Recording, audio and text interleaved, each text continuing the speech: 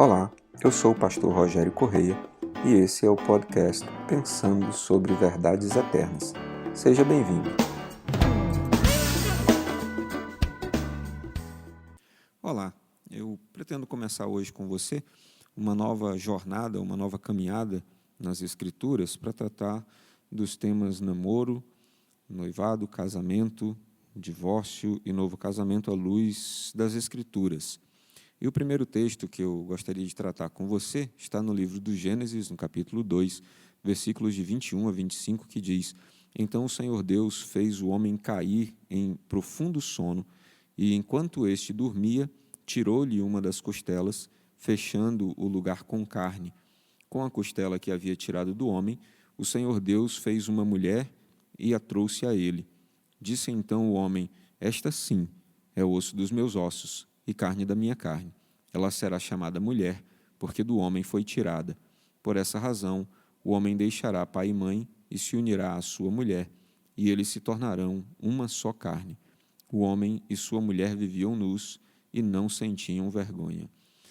Esta é a descrição do livro do Gênesis para um momento que, durante algum tempo, nos pareceu um tanto confuso ou pelo menos enigmático, por não entendermos muito bem os princípios que estavam sendo descritos aqui, mas já há algum tempo que há um certo consenso sobre a compreensão desse texto. O texto fala sobre um homem, Adão, o primeiro homem, que foi adormecido por Deus depois de ter cumprido com todo o seu trabalho, depois de ter feito tudo o que Deus lhe havia designado para fazer até então no paraíso e de ter percebido que para todos os outros animais da terra se achavam uma ajudadora, uma adjutora, mas para ele não. E então, tendo percebido esse fato, diz o texto que Deus fez cair sobre Adão um pesado sono e lhe tirou uma das costelas para fazer com ela a mulher que lhe seria ajudadora, idônea. E então ele olha para ela quando acorda do sono e diz: Esta sim é osso dos meus ossos e carne da minha carne. E então começa a viver com Eva a vontade e o propósito de Deus no paraíso. O que esse texto tem para ensinar para nós a respeito do projeto de Deus para a família é que o projeto de Deus para a família começa com um homem que já está plenamente encaixado no chamado de Deus, na direção eterna, no propósito eterno de Deus para a sua vida.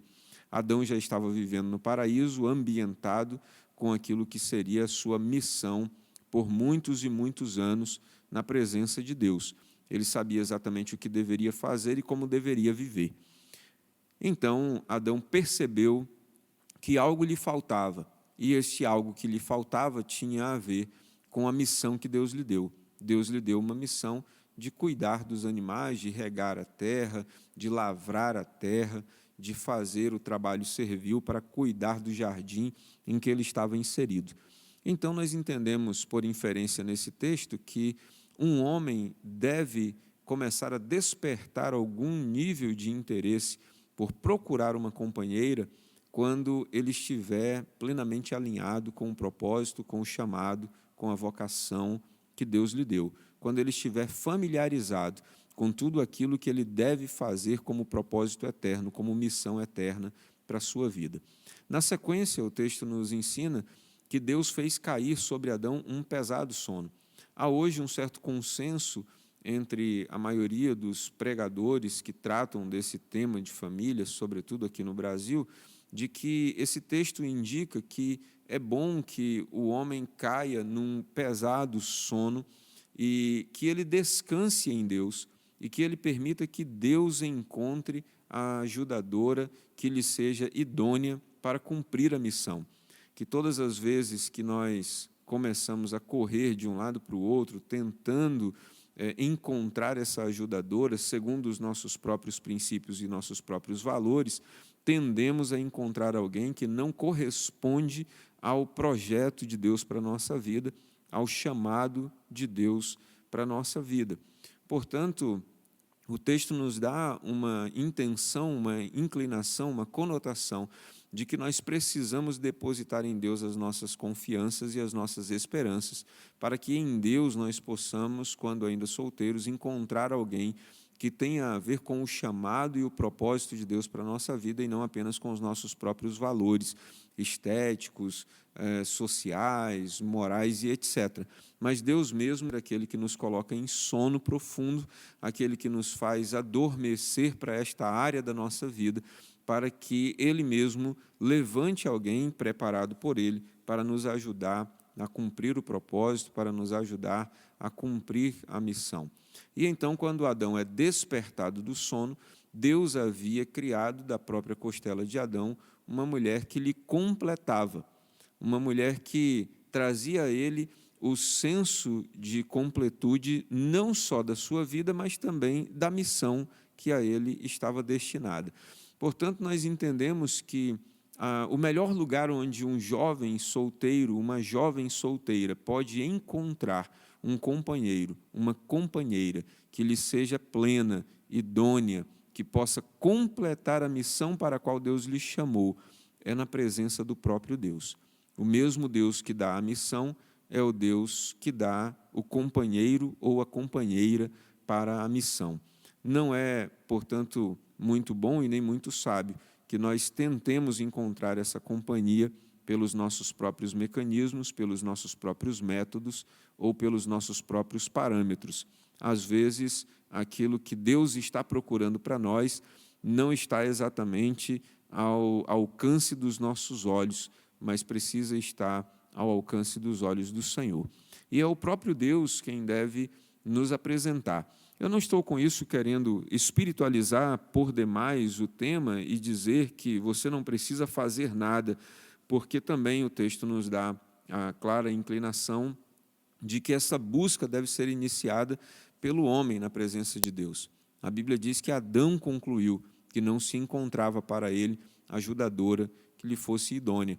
Portanto, é plenamente compreensível que, dentro do parâmetro das Escrituras, o homem precise assumir o papel de homem, dentro do padrão bíblico, de buscar a ajudadora, de tomar a iniciativa, de começar, de dar o start para os relacionamentos. Isso não quer dizer que uma jovem cristã que, por alguma razão, entenda que um homem pode completá-la, que um jovem pode completá-la, isso não quer dizer que ela não pode deixar claros ou deixar evidentes os seus sentimentos ou os seus pensamentos. Mas, depois de deixado claro, ela precisa dar espaço para que o rapaz seja, para que o relacionamento não comece com princípios errados.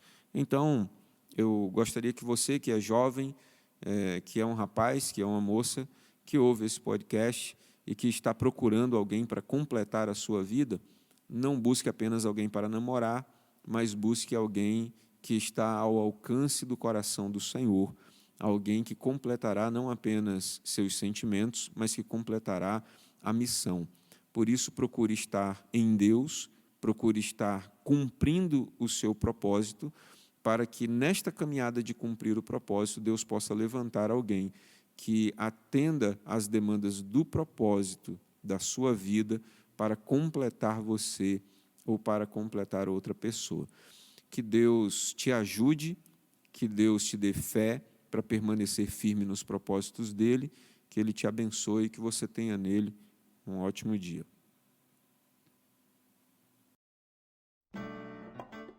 Ficou com dúvidas ou quer sugerir temas para o nosso podcast Pensando sobre Verdades Eternas? Escreve para a gente, igrejadaflorestaacre@gmail.com.